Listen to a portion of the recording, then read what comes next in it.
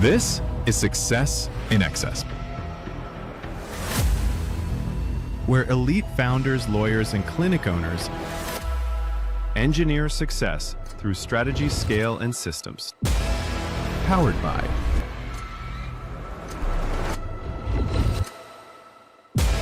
GrowthX.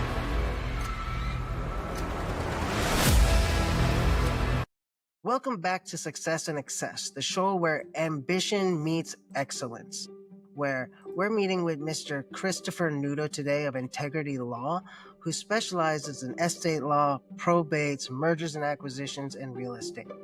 But before all that, I want to bring you our podcast, Success in Excess, powered by GrowthX, the premier growth engine for law firms looking to scale with precision. Whether you're aiming to attract higher value clients, streamline intake, or expand your presence in a competitive market, GrowthX helps you build a modern firm without burning out. Learn more at growthxmarketing.ai. Today's guest embodies the kind of leadership most lawyers aspire to. Principled, innovative, and committed to both legacy and leverage. Christopher Nudo, founder of NTegrity Law, has guided hundreds of families, business owners, and entrepreneurs through estate planning, probate, and mergers with precision and grace.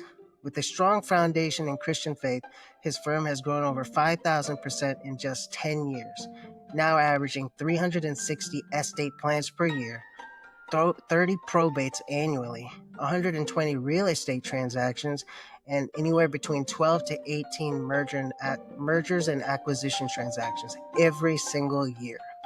He's built a firm that's equal parts integrity and power, a rare balance of strategic thinking, passionate counsel, and operational excellence. If you're an attorney building your firm and you want to grow without losing your values or your time, you'll want to learn it. Let's dive into NTegrity's journey and the systems, mindsets, and faith that made it all possible. Christopher, welcome. Thank you. Walk us through your journey. How did your legal path begin, and what inspired you to found NTegrity Law? So my legal path started 30 years ago, 1993 to be exact, where I started in a small law firm that was headed by my father, Dennis Nudo, at the time. And he really gave me the foundation of understanding transactional law, the real estate, the estate plans, the probate aspects of the type of practice that we practice today. Fast forward that to 2025, and while the foundation is still solid and still the same, everything has changed. The way we approach the law, the way we hold our values out, the way we treat our clients, the processes involved, all really have been refined and make us who we are today. Okay, so you originally inherited from your father, and I'm pretty sure he taught you so much that you already explained to us. Now, when you took over the reins, where did you see the firm going, and how did that development kind of, if threw a curveball at you, like what did you think you knew but you didn't know in reality? Yeah, sure. So I would love to say that the practice today, the NTegrity Law of today, is nothing more than a succession of what my dad put in place. But unfortunately, life wasn't just that smooth for me. In 2012, I left practicing law with my dad and went off on my own. I was a in-house counsel for a large church in the Chicagoland area. And then when that run for that church ended, which was a really good season of my life, but also a very difficult season of my life. It was 2019 that I found myself in a place where I was literally with nothing, starting over. And it was at that point where I had the privilege of completely reinventing the law firm as I knew it. And if you can do the math from 1993 to 2019, I had been immersed in a traditional law practice kind of environment, if you would. And I said that was not the path I wanted to take. I wanted to create a law firm that had strong branding, had a clear mission, had a clear message, stood for something, and was a law firm that people in the community could get to know without having to come and meet us, which meant that we had to build a very strong online brand, a very strong online message, and agreed to be extremely vulnerable with our clients and potential clients and the community about who we were. And if we resonated with them, that would be fantastic. Amazing, amazing. So you kind of answered my second question, kind of where was that pivotal point where you knew this was more than just a job, but a calling. And that's amazing how you were able to take that, overcome these obstacles where, basically you were practicing, I think, at least 23 years, and then now you're starting over from scratch. With your firm handling the volume that you guys currently handle, comes to my next question. And it's your firm handles hundreds of estate plans per year, and yet each client feels seen. Walk us through how that structure, the client journey from first consultation to document delivery, is really unique in integrity law. I believe that estate planning is really a love language. And I say it that way because when you plan for your death and the transfer of your assets to your children or other people in your family that you love or charities that you want to bless with what you have, you are spending the time and energy to leave a legacy. And that legacy should represent your values. It should represent your character. It should represent your love for the people that you're leaving behind. And so at Integrity Law, what we do is we start with just an understanding of who our client is and what is important to them, what motivates them, what would an estate plan look like that communicated their love, passion, and ultimate legacy to the people they're leaving behind. That's at the core of every estate plan that we do. Anybody with a little bit of training can assemble documents, but not everybody can communicate a plan that creates efficiency, creates simplicity, creates protection for their children, creates possible special needs provisions for disabled children. These are the kind of steps that we take with every client to ensure that each client gets a custom plan that represents them specifically. Very good, very good. And so, what I heard from that is, you're following similar to most of the trends now, and you've been doing it before most people have, which is valuing that customer client experience. The experience they have with you, not only as being a client, and obviously you get paid for it, but it brings rewards outside of that. One, because you've helped the family secure their legacy, they're protected, they're not going to be a victim to other people trying to take advantage of them in that situation, and their time of passing is going to be a little bit smoother for the family because they're not dealing with such volatile situations which can arise when people don't end up having an estate plan and they have assets that need to either be liquidated, transferred, and what you're giving them is basically peace at their rite of passage towards the next life or to heaven. That's really what you're giving to them. And a lot of times, like you said, you hit on a very important topic. If they have a loved one that's disabled, they may need, extra access or accommodations made outside the norm. You can go to one of these websites and get, $100 estate plan, but is that really going to protect you?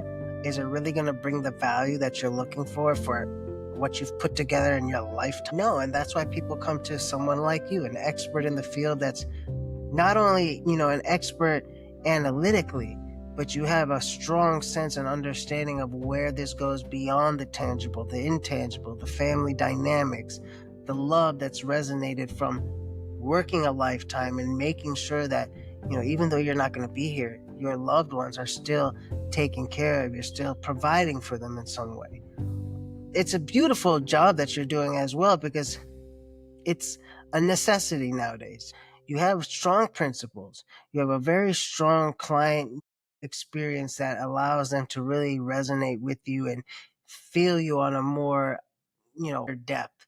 But how do you keep that level of care consistent as your caseload and your team scale? Are there any particular systems, principles, or habits that you currently use that could help a potential listener that, is scaling their firm currently? They want to maintain that high quality approach, but it's maybe finding issues with it without having to compromise their principles. Yeah, yeah, absolutely. So the first thing I would say is you need to be the person that you're representing yourself to be. So, that's one of the reasons we chose NTegrity Law. With the word integrity, we're talking about, doing the right thing even when nobody's looking. And, to me, that was always the cliche definition of integrity. For me, it was always just do the right thing. Like, you don't need to, like, there is no, when people are looking, not looking, like, just do the right thing. Do the right thing. Now you have to have these principles. Everybody in your firm has to ascribe to this value system. And as we all know, leadership is a top-down model. But we don't treat one another here in a top-down environment. Everybody is an equal. I have several paralegals. I have a number of attorneys. And I don't hold myself above any of them. Each one is core to the practice that I have, and each one deserves equal respect and equal dignity. And so it starts internally. And once you build what I call a family environment, but honestly, it's better than a family environment because families don't treat each other as well as we treat each other here. But when you build that internal value system, now, not always and not perfectly, but with greater frequency, we can treat every client exactly the way we want to, with that type of love, compassion, concern. And like I said, we're not perfect, but I can tell you, if you're growing a firm, start by building the culture internally, and then the outward expression of that internal culture will be recognized by your clients. Amazing, amazing. Sir Richard Branson had always said that, if you treat your employees right, they'll treat your customers right. That's right. And, it's very, simple understanding. And the fact that, what I find very unique about you, Christopher, is the fact that, you really don't prostrate or have your ego out there. You've built an amazing firm. You've grown this 5,000 in the past 10 plus years. You're doing your thing. Now, you still associate your successes and your accomplishments to the team that you've built. The people that are supporting you, the paralegals, the office assistant, your other associates, where a lot of people, they like to take the glory for themselves. And it just shows, how deep your principles go, and it's not something that can be, shattered or moved, which is amazing, because in the long run, it's kind of like this is a marathon, not a sprint. And as you continue practicing, you're going to end up winning the race because of it, outlasting the others. Now, scaling a law firm, again, 5,000% is no small feat. What have been your biggest growth challenges, and how do you think you've overcome them? So, all right, by far the biggest growth challenge that I have is trying to do everything. I probably get 20 invitations a week from different people on LinkedIn telling me how they can grow my firm better than I can grow it. 40 a month easily. And, I get countless emails from marketing people telling me how my website's not ranking on Google the way it should. and lead source providers saying, oh, we'll deliver X number of leads to your inbox for this cost. And the most difficult thing in a practice like ours is trying to clear the noise and just distill what is important. And that's not easy. I can tell you that, we have tried numerous vendors. We have tried numerous techniques, numerous Google programs. We've, first of all, don't be afraid to try. But second of all, recognize quickly how and when to cut your losses and your expenses. Also, having a zillion vendors all pulling in different directions or overlapping directions is a really bad thing. And I've experienced that as well. So first of all, I've learned a lot through trial and error. And today I can tell you to grow a firm well, stay focused, be very loyal to the vendors that are doing well by you, measure your return on investment client by client, month by month, dollar by dollar, and stay disciplined on that. And you will have good results moving forward. I mean, you couldn't have said it better. I mean, unfortunately, the industry, it kind of gets away. And you mentioned something about, how when the marketing companies are approaching you, they're telling you how they can help you build your firm better than you know it. And at the end of the day, they don't generally understand that we operate as a growth partner. We understand that you guys are the attorneys, you're the specialists, you're the expert. We may have tactics and techniques that we use to help law firms grow, but coming in there and trying to tell them, okay, you don't know what you're doing, you're not running it correctly, when you may see as a marketing company one side, and there's 8 sides to the equation. There's many sides to it, and you're seeing one side for them. They have to juggle all of them. So and a lot of companies think that they can, but they're using the same cookie cutter method. And like for you, demographics are so, how do I say, unique, where in some part of your business you're targeting 60 and up, right? And in certain parts of your business you may be charging a different demographic. But understanding those complex understandings of who's who for what service, when to go after them, how to run the system for it without them clashing with each other, that's a very finely tuned balance that you have to handle generally on your own, or at least oversee and delegate, which makes it even harder of a nut to crack.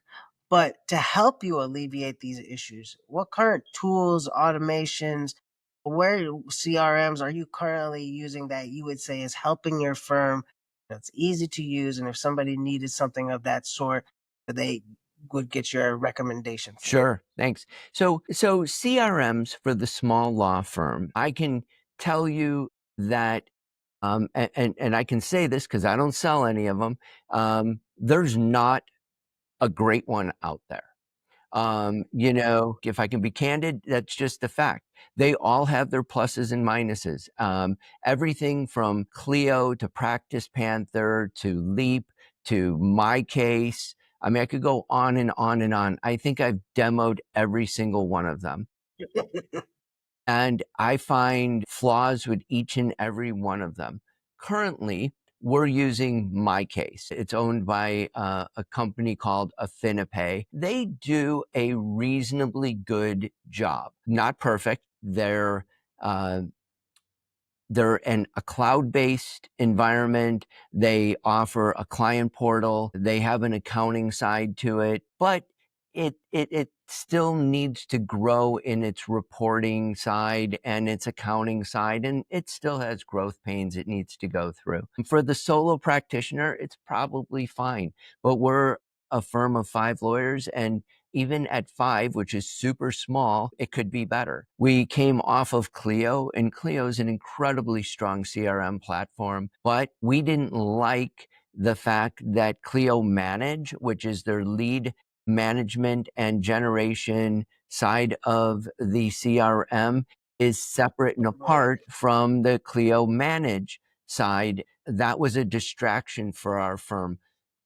But you know what? Clio had better reporting. It had better billing techniques. So you know what? When it comes to CRMs, there is no perfect CRM. And gosh, if there was one made, I'd be switching today.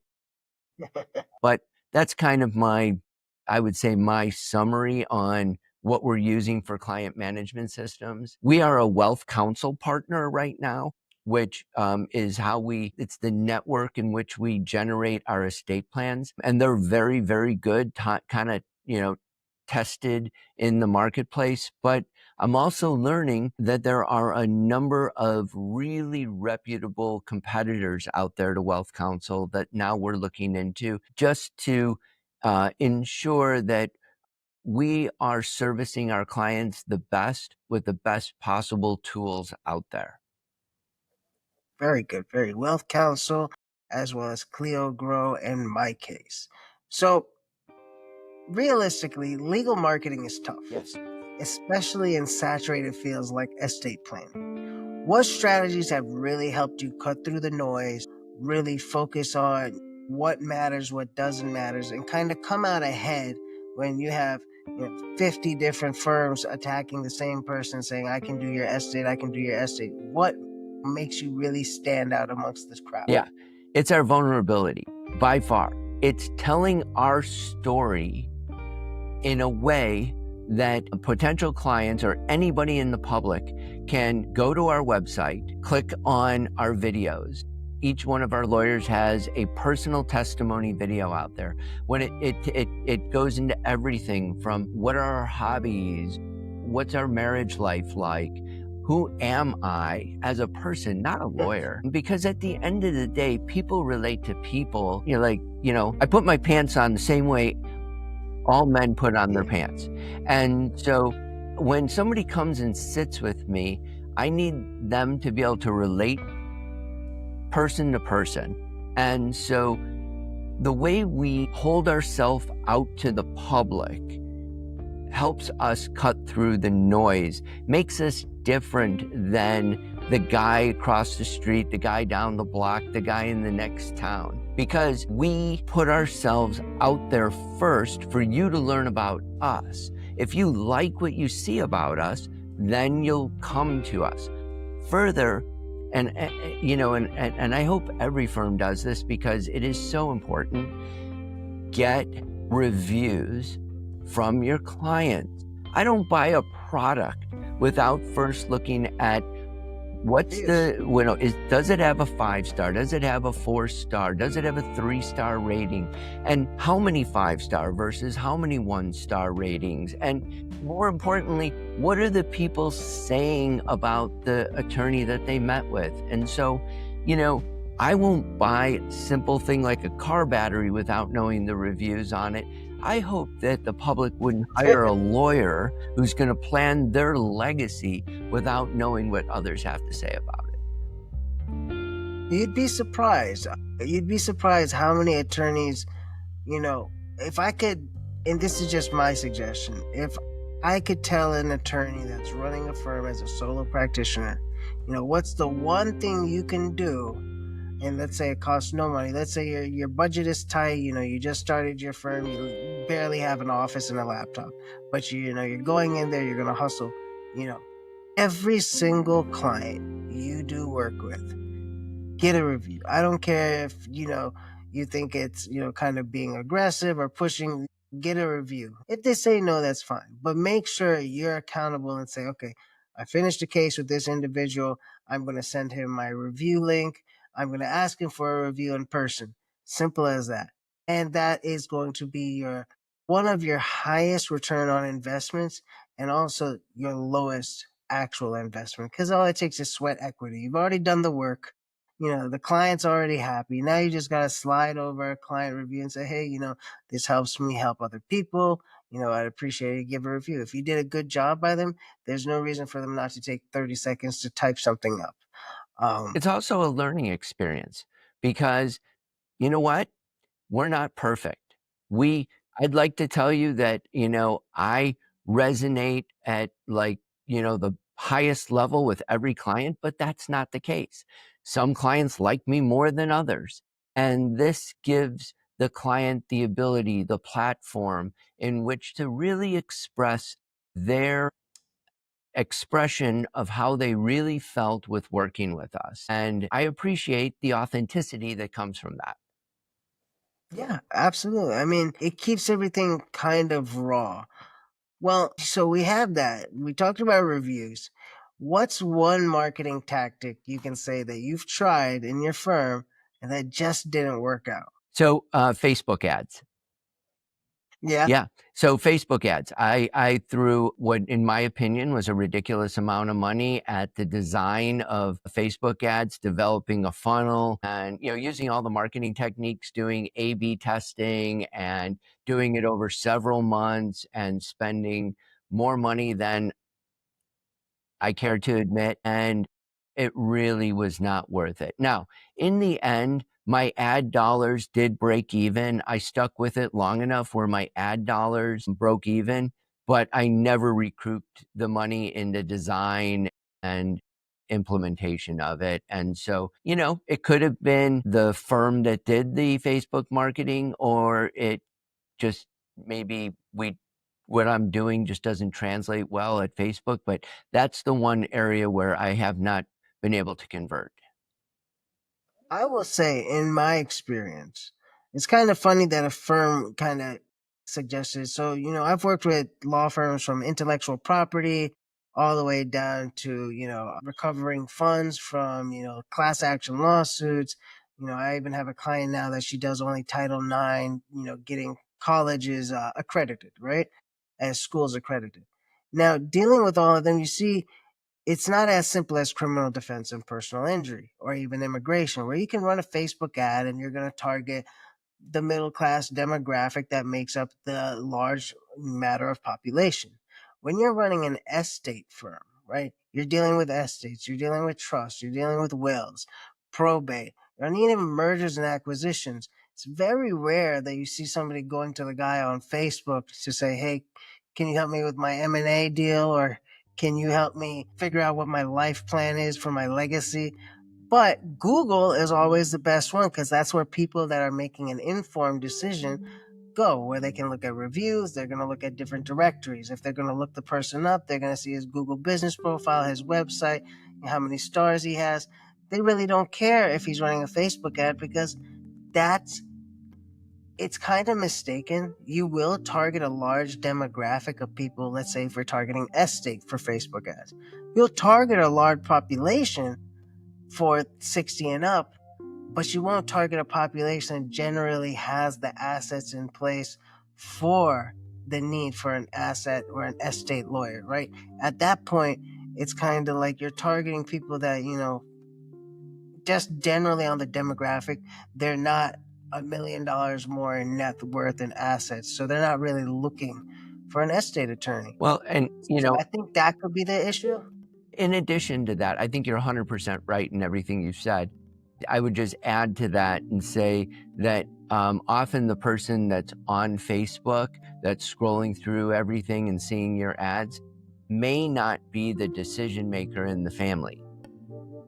Exactly. That's another key point. Yeah, the decision maker is traditionally doesn't have the time just to be perusing Facebook on a casual Facebook during basis. the day. Yeah. Exactly. So I will say that by far the greatest return we've seen on our advertising is definitely the Google LSA, local service ads. We got in on LSA at the ground floor right when our market opened, many years ago now. And we maximize our budget there, and that is the greatest source of return for us. LSAs are definitely, if you can do LSAs, they're probably the best option for you. And considering that you're outside of Chicago, LSAs can be very expensive in some places, but it's pretty much the closest thing you're going to get to a guaranteed lead, and it can get a little bit pricey, but, if you're dealing in a high ticket business, right?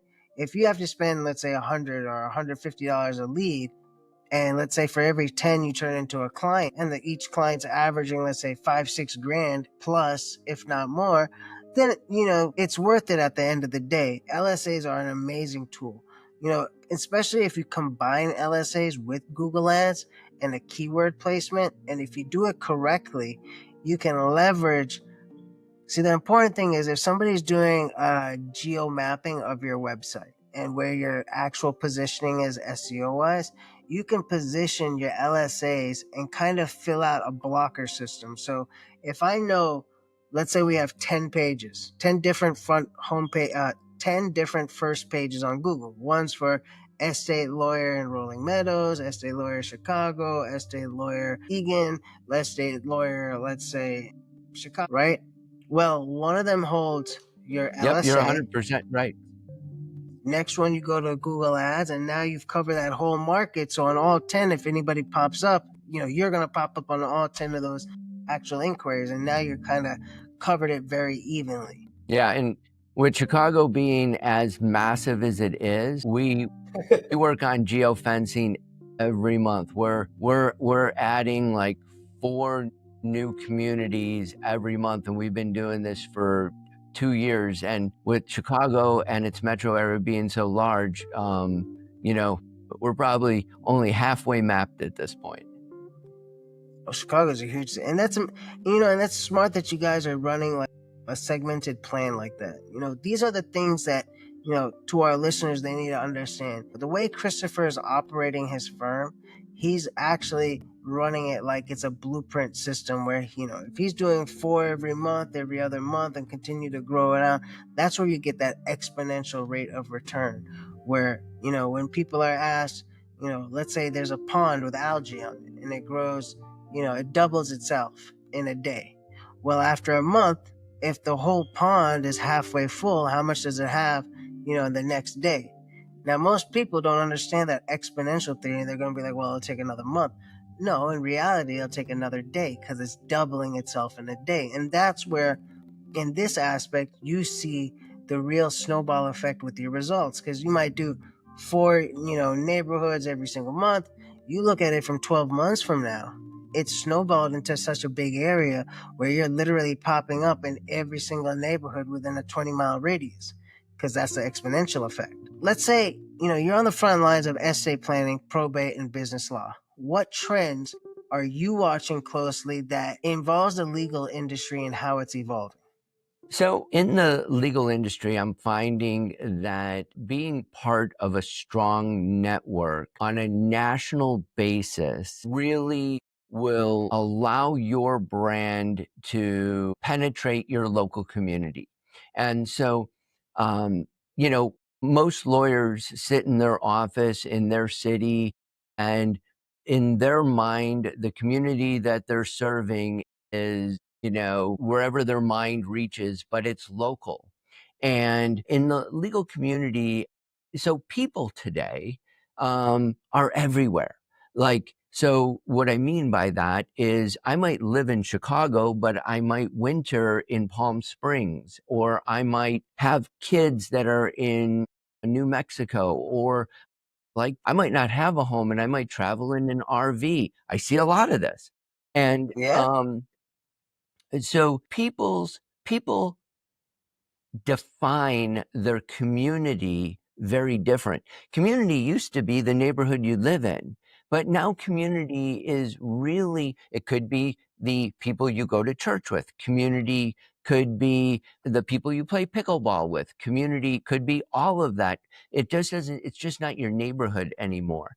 And so what I'm learning and what I've really tried to adapt to is creating a legal environment. This is colleagues and other law firms similarly situated like myself throughout the country, literally in all the different states, so that we can call upon one another, and we do monthly, for help, for assistance, for guidance, for support. And we don't see each other as competitors because we're hundreds of miles from each other. So we're more collaborating and being colleagues and really raise, the old adage, the rising tide raises all ships. Well, that's kind of what I'm doing. And that's really what I see in the legal community today.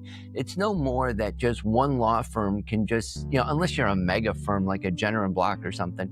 But for guys like myself, you need to be bigger by associating yourself with equals throughout the country. Absolutely. And you touched on a very strong point right there. In this day and age, people are everywhere, and you have access to everyone from every part of the globe to every part of the country, and it's in less than a snap of a finger. You can pick up the phone right now or send a message to somebody in California. Within an instant, they can respond back to you and help you out with whatever query that you have. And that makes, a very an old school profession that was known to be isolated and kind of a boys club to really open its doors and really expand outwardly. And as you see, you have legal professionals, you have attorneys now doing, a lot of content online, really building out their brand, showing people, what their expertise is, providing free information, because at the end of the day, they know that's going to resonate and it's going to actually have rewards at the end by running those systems. Simple things, because in reality, you could probably run a YouTube channel, right? And on that YouTube channel, you could probably explain to people exactly what they need to do to put their estate plan together. And I guarantee you, 99 or even 999 out of 1,000 people, even if they had a step A through Z, would not do it. And they would say, I'm just going to call Christopher because he knows what he's doing and I can't do this. And that's where a lot of people need to get past that, kind of coveting the information they have, because information now is pretty much at our fingertips in any way. You just have to know where to look and how to look for it. So it makes it very clear, you're building your brand, you're trying to associate with other attorneys in the country, you're really focusing on expanding your firm's, not only who you practice with and who you, service as clients, but build the brand, on a domestic level where you guys are interacting with others, helping others. And that's really all about helping thy neighbor, which comes to our, one of our another questions. What role does your Christian worldview play in helping clients navigate difficult life transitions with wisdom and peace? Yeah. So, my Christian faith is interwoven in our entire practice. And, we try to make that so in your face on our website, but not in a preachy we just want you to know that we embrace our faith and we're not ashamed of it. And if you like our faith, or you resonate with our faith, or if our faith gives you any comfort, then that helps you understand who we are. And our faith helps so much because I believe it helps in our compassion. We know what we have walked through. We are not perfect people. Nothing about me says perfect person. I have a tremendous amount of failures and regrets and things that, I would say, boy, only if I knew, I'd do it over again. But the reality is what those were the testing grounds in my growth and in my maturity. And so we use our faith in the firm to care for others, to help listen more than we talk, so that we can then really resonate the values and the things that are important to each client and be able to do the work the client wants. And let me tell you something. So I don't always get it right. I have clients that aren't happy. It happened this weekend. I got a text. Actually, it was an angry voicemail because we typed something wrong. We didn't spell a name right. It's taking us longer than she wanted it to. I felt genuinely bad because I didn't live up to her expectations. It's not a matter of whether or not we did it right. It's a matter that her expectations were not fulfilled. And so I took the time this weekend and I let her know that I heard her loud and clear, and I'm going to take the steps necessary so that she's comforted in knowing that she was heard and that we will do everything we can to make it right to her. Wow. Okay. That it's crazy that you say that, because, I've dealt with so many law firms in my past, and most of them in that situation, generally, it's about billable hours, if they've already finished the case, it's kind of like, there's nothing I can do from here. And the fact that, you're willing to go above and beyond and even be able to understand, whether you guys did the job right or wrong, if she wasn't happy, and still feel, knowing that you want every single client to have a positive experience and not go and justify, well, we did the right job. And if you're upset, you're upset, but actually care, what was in that situation that we could have done better, that would have Absolutely. made her happier. It's absolutely mesmerizing when we talk about it because it's not really found in this industry. And as we continue our podcast today, we're going to head into this lightning round. So it's coming towards closer to the end, but we do a lightning round where we ask a few questions really quickly of you, Christopher, and kind of, short and snappy. First one, most overlooked estate planning mistake you generally see. DIY, doing it yourself. People who think that it's just nothing but a document that gets filled out and signed, and that's the biggest mistake I see. Go-to Bible verse or principle you turn to in leadership. Treat everybody equally. Love thy neighbor, meaning that from, every family member, every family is dysfunctional, and go into, every meeting knowing that every relationship is broken. And if you apply love thy neighbor, then you can love everyone despite the circumstances they find themselves in. Beautiful, beautiful. Advice you'd give yourself.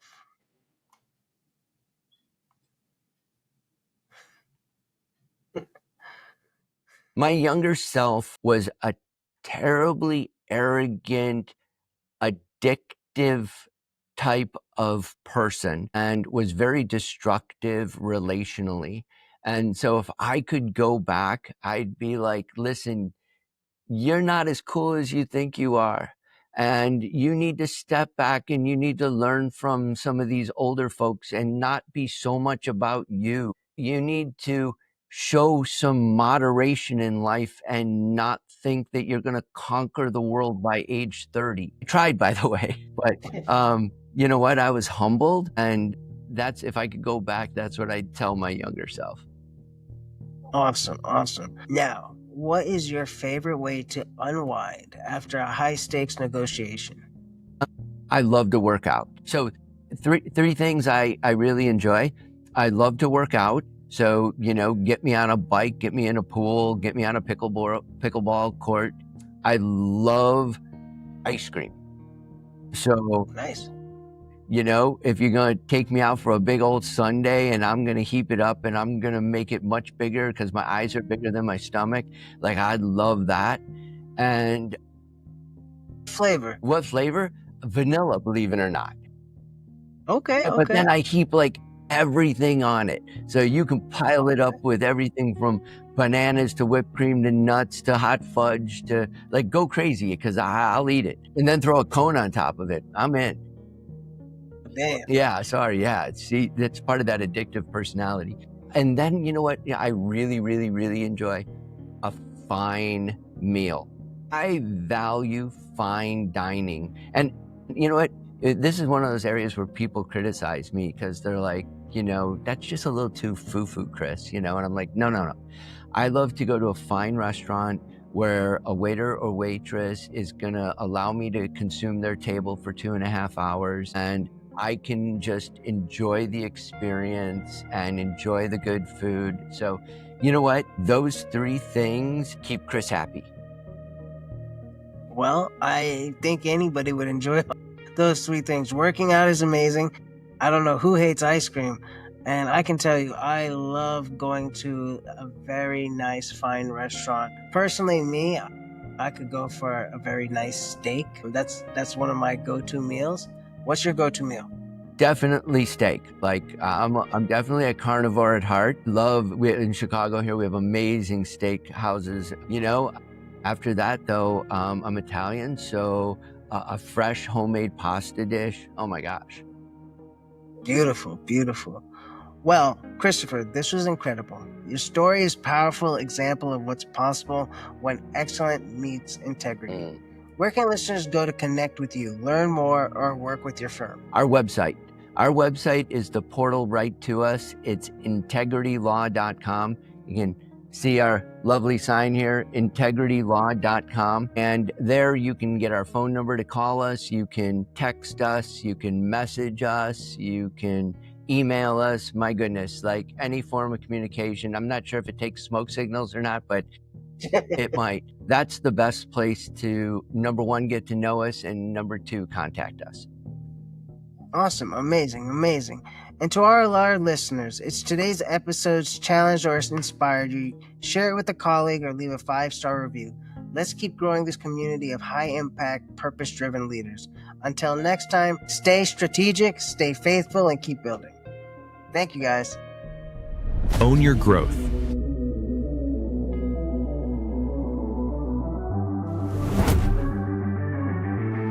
Scale with systems powered by GrowthX.